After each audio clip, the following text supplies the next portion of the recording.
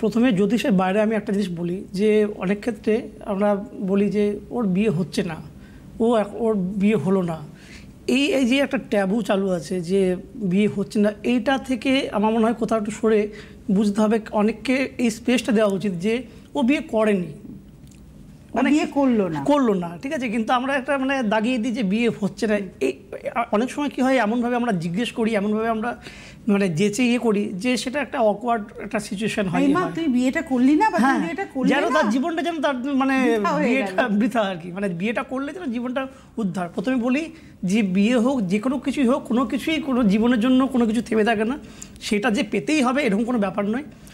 যেহেতু এটা একটা জীবনের একটা অঙ্গ, তো সেই নিয়ে আজকে আলোচনা। তো আমরা মেনলি দেখি যে যখনই একটা বিয়ের চার্ট আমরা দেখতে বসি, তো দেখি যে আমার কাছে যত মানুষ আসে, আচ্ছা আমি কি মাঙ্গলিক না মাঙ্গলিক নই, এটা একটা বড় কোশ্চেন জিজ্ঞেস করে। হ্যাঁ, লগ্নে বা লগ্নের চতুর্থে, সপ্তমে, অষ্টমে, দ্বাদশে মঙ্গল থাকলে মাঙ্গলিক বলি।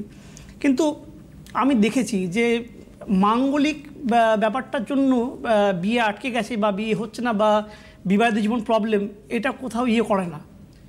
হ্যাঁ, বা নবম বা রাশিচক্রে নবম বা লগ্নে নবমের রাহুকেতু আছে বা এই ধরনের কোনো যোগ বা কালসর্পদোষ, হ্যাঁ, এই যোগগুলো থাকলেই যে একটা মানুষের বিয়ে হবে না জ্যোতিষে তা নয়। মানে অনেক ক্ষেত্রে আমি একটা জিনিস যেটা আমি এখন আরও বেশি করে দেখছি, সেটা হচ্ছে যে কিছু কিছু মানুষের যেমন হয় না যে আমার রেজিস্ট্যান্স পাওয়ার কম, আমার ইমিউনিটি পাওয়ার কম, আমার চট করে ঠান্ডা লেগে গেল, চট করে আমাকে অ্যান্টিবায়োটিক খেতে হচ্ছে বা আমাকে ওষুধ খেতে হচ্ছে।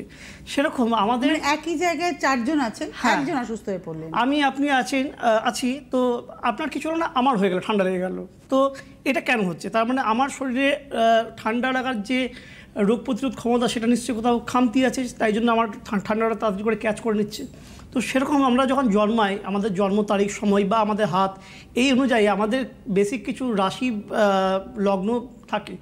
তো সেই রাশি লগ্নতেই কিন্তু আমরা বুঝে যাই যে এই রাশির জাতক বা জাতিকা আগে এফেক্টেড হবে বা এই জাতকের রাশির জাতক বা জাতিকাকে অতটা তাড়াতাড়ি এফেক্টেড হবে না। কারণ আমি বলছি কতগুলো রাশি, সেগুলো হচ্ছে বৃষ রাশি, মিথুন রাশি, তুলা, মকর আর মীন। এই যে রাশিগুলো আছে, এই রাশিগুলোর ক্ষেত্রে আমি দেখেছি বিবাহের ক্ষেত্রে, বিশেষ করে এই 2025 সালটার কথা বলছি আমি, 2025 সালটাতে এরা খুব সফট টার্গেট হবে। সফট টার্গেট বলতে আজকে কিন্তু মানে যে কোনো জিনিস শুধুই যে গ্রহ দোষের জন্য হচ্ছে বা প্ল্যানেটারি ডিস্টার্বেন্সের জন্য হচ্ছে তা কিন্তু নয়।